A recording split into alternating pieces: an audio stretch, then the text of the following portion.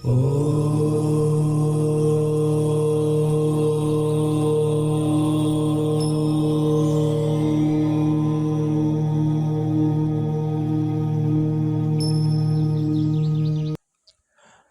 दोस्तों, मैं पंडित के शर्मा, संपादक ज्योतिष गुरु मासिक पत्रिका। स्वागत करता हूं आपका इस YouTube चैनल में और स्वागत करता हूं आपका इस खास कार्यक्रम में।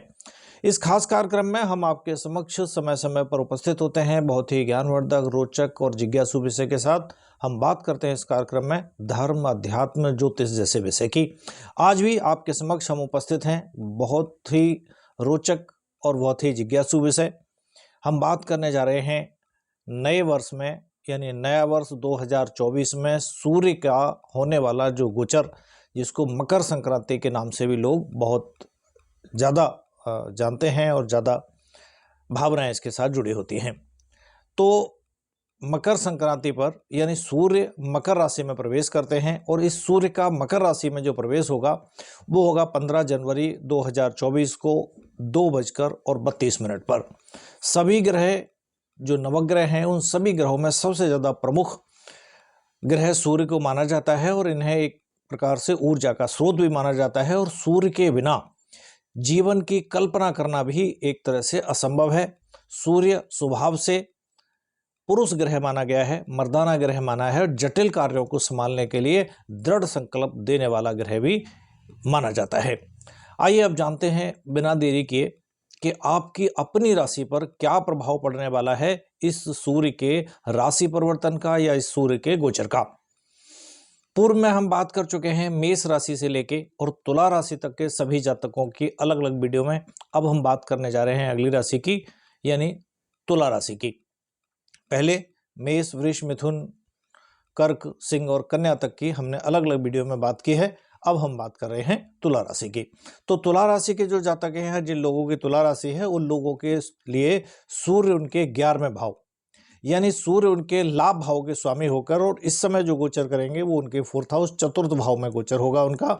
सूर्य का जो मकर राशि में गोचर होगा उसके परिणाम स्वरूप उनका जो कैरियर के मोर्चे की अगर हम बात करें तो ये भी कह सकते हैं कि आप जो भी काम कर रहे हैं उसमें आपको संतुष्टि इस समय पर एक तरह से प्राप्त नहीं होगी, या ये कहें कि वो जो काम है आपका वो आपके लिए संतोषजनक नहीं रहेगा। किसी न किसी तरह की कोई कमी आपको सता सकती है, परेशान कर सकती है।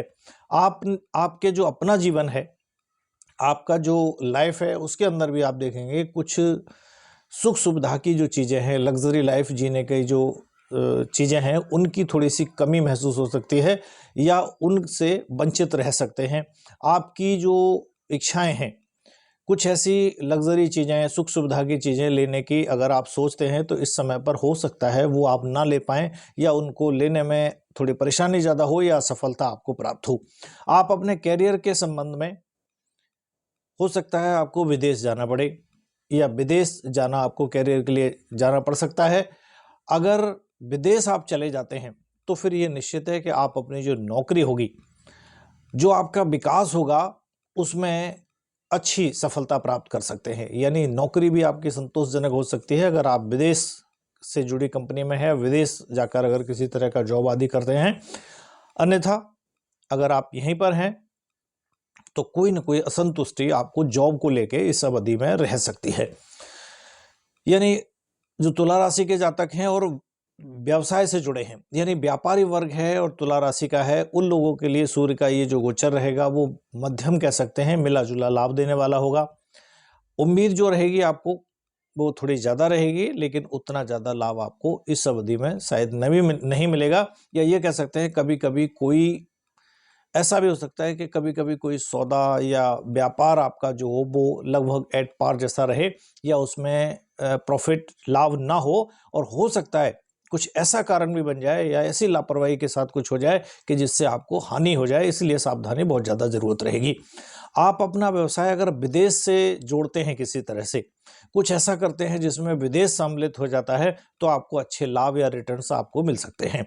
कोई भी काम इंपोर्ट एक्सपोर्ट या किसी इस तरह का कोई भी काम कर सकते हैं जिससे विदेश का संबंध बनता हो, तो आपके लिए वो अच्छा लाभ दे सकता है। आपका व्यापार कुछ नए व्यावसायिक सौदे भी हो सकते हैं अगर आप विदेश से संबंधित कोई काम चालू करते हैं या उससे जुड़ जाते हैं तो।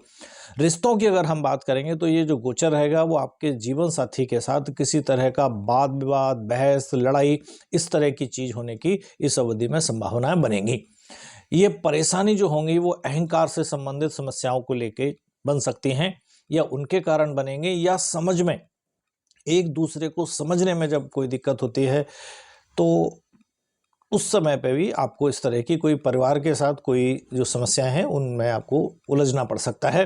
कोई ऐसी समस्या जो आपको पहले से ही चली आ रही है तो जीवन साथी के साथ किसी भी बात को लेके तनाव है, टकराव है, या अन्य परिजनों के साथ भी किसी तरह का टकराव है, तो इस समय पर आपको अपने सभी जो रिश्ते हैं उन पर पूरी नज़र बना के रखनी होगी, या ये कहें कि बहुत ज़्यादा सावधानी रखनी होगी। किसी से किसी भी तरह का, विशेष रूप से जीवन साथी के साथ किसी भी तरह का विवाद इस समय पर ना होने पाए, बल्कि जो मतभेद हैं किसी कारण पर उनका समायोजित करने, उन रिश्तों को सुधारने की आपको इस समय पर बहुत ज़्यादा आवश्यकता पड़ेगी।